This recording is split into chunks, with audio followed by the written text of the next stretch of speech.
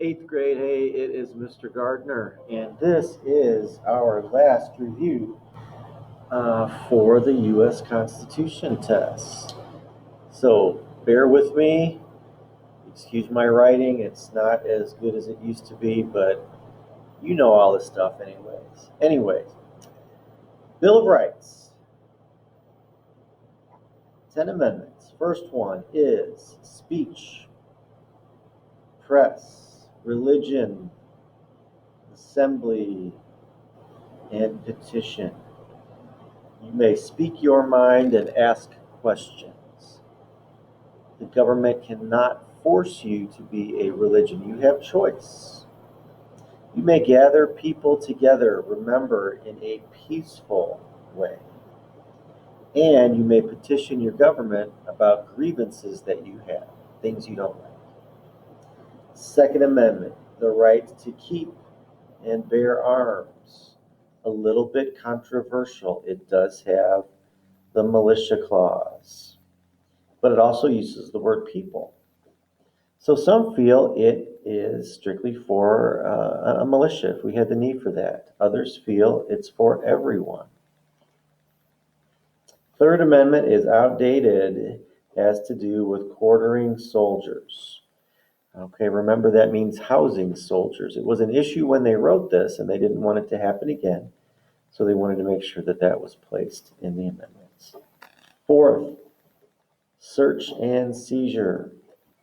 You are secure in yourself, your belongings, your effects, your home, your papers, from an unreasonable search and seizure.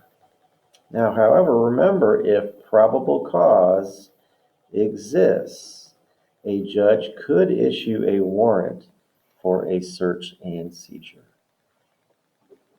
5 is protection of accused.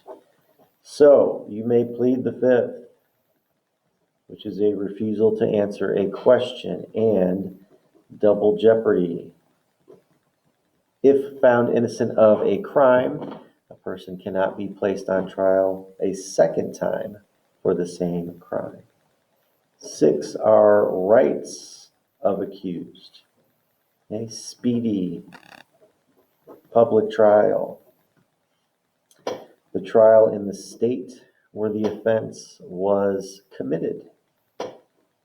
Accusations. You get to know what the accusations are and who's making them, and you get the right of counsel or a lawyer. 7th Amendment, trial by jury. In many cases, especially at the higher level, you may request a jury trial.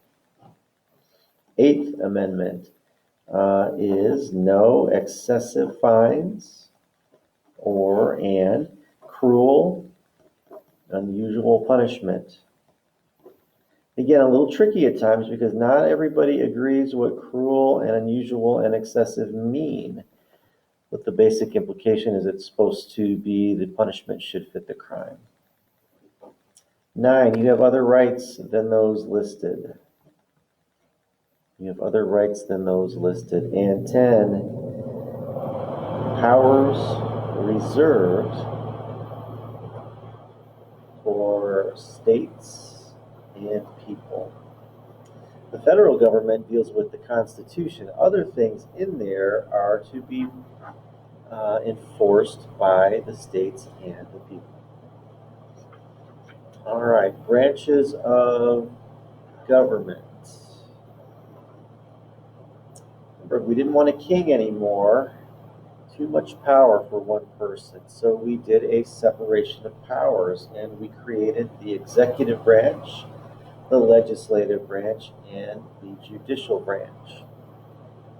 Executive branch, they enforce laws. The legislative branch makes laws, and the judicial branch interprets laws or say what they mean.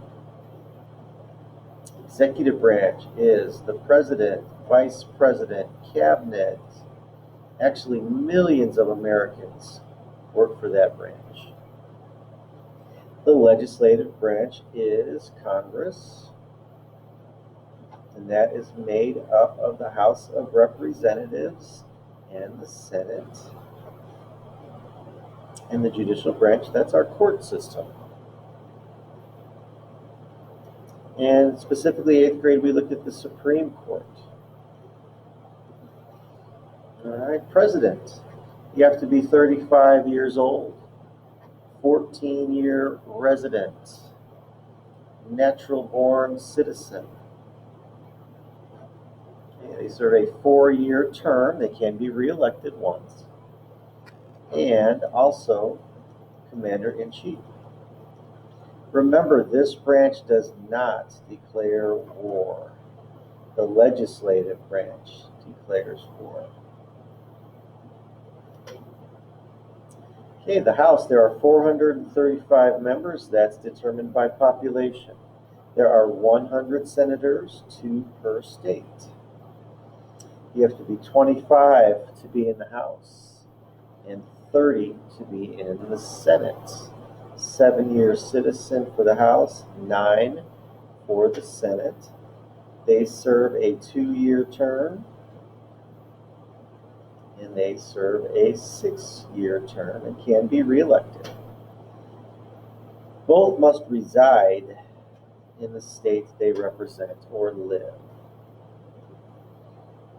Other things the legislative branch can do, they can coin money. They can make post offices. And they can declare war. Judicial branch, again, think judicial judge, judge in a court, good way to remember that. Lots of power in the Supreme Court. Their cases affect millions at times. They don't listen to small cases. They look to make decisions on big issues going on. So their rulings impact many. Remember, it's a life appointment unless they are kicked off for doing something wrong, or they pass away, or they resign. Otherwise, it is a lifetime appointment. And try to keep it at an odd number, generally 9, to avoid a tie situation. We talked about checks and balances. And again, that's a system put in place. So one branch can't become too powerful. It allows the other branches to do things if a certain branch is doing things that are unconstitutional or outside their realm. So again, if the legislative branch, if they're doing things that are unconstitutional or they're trying to gain too much power, then it's the job, the duty of the other 2 branches to do things to that branch to regain balance. So the president can do some veto to this branch if needed to reset the balance. The judicial branch can say things are unconstitutional if they need to restore the balance. If the executive branch is doing things that they shouldn't do, something the legislative branch can do is impeach, which could be possible removal. So just remember, for checks and balances, we're not spending a lot of time on it. Just remember, it's a way to keep balance. It's a way for each branch to check up on each other. And then lastly, a quick look at bill to law. A bill is an idea.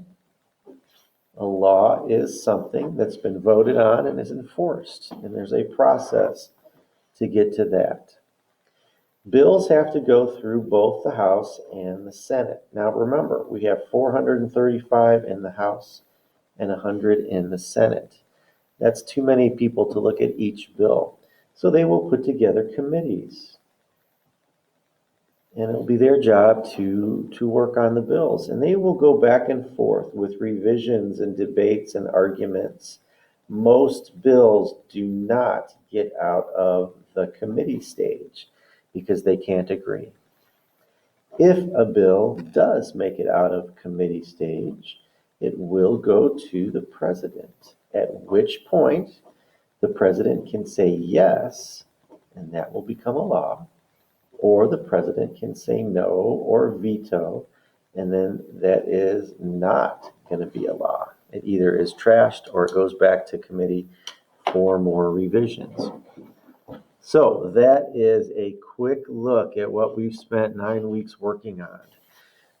Please reach out to me before your test if you have any trouble with anything. Thumbs up. You got this. I'm here if you need anything. Let me know.